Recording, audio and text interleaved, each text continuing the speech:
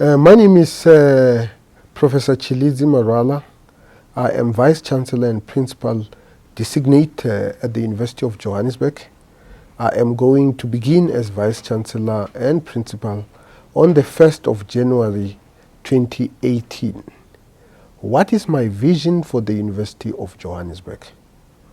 My vision for the University of Johannesburg is to take UJ into the fourth industrial revolution within the changing fortunes of the African continent in terms of its politics, its economy, and its society.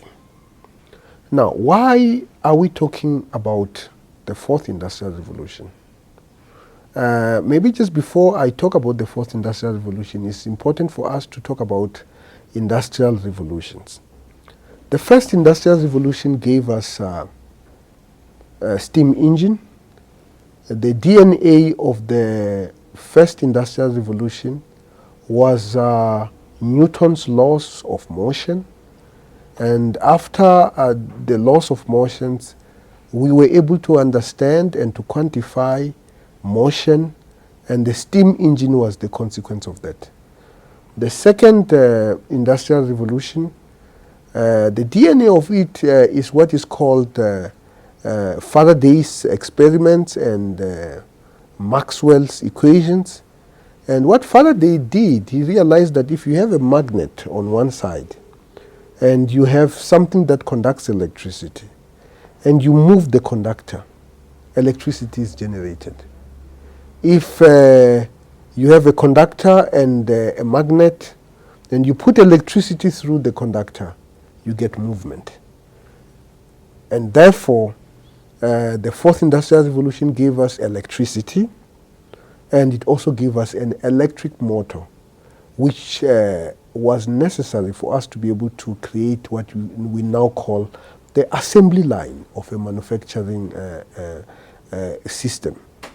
Now, the third industrial revolution actually came about as a result of what we call advances in semiconductors, where we were able to identify material that only conduct electricity under certain conditions.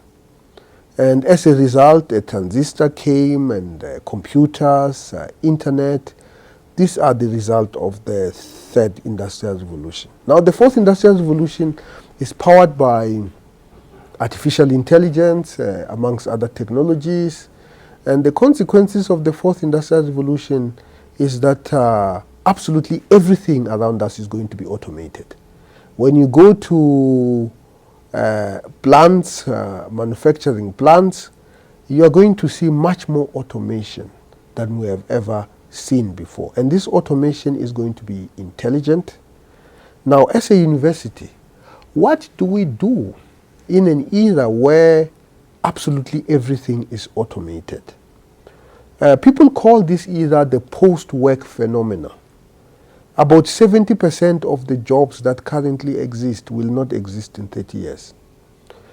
As a university, as UJ, we must prepare our students to have a stake in such an era of the fourth industrial revolution. Now, what implications does the fourth industrial revolution has? And maybe even before I go to the implications, maybe let's just talk about the skills that are going to be needed in the fourth industrial revolution. Task-based skills. You know, if you are working in a job where you perform a certain task, and that task is probably not as complicated, maybe even complicated to the middle level. Those jobs are going to be automated. You know, if you are guarding an installation, you're going to have robots that are going to be guarding the installation, and the robots are not going to fall asleep. They will have much more perception than we do as human beings. The cameras will be much, much better than our eyes. And therefore, those jobs are going to be out of the system. The jobs that are going to remain are jobs that have what we call human touch. problem-solving skills, judgment, decision-making, jobs that require empathy. For example, you don't want to go to a doctor to be told about your diseases by a robot. You probably would like to be told by a human being, you know. So those are the jobs that are actually going to remain.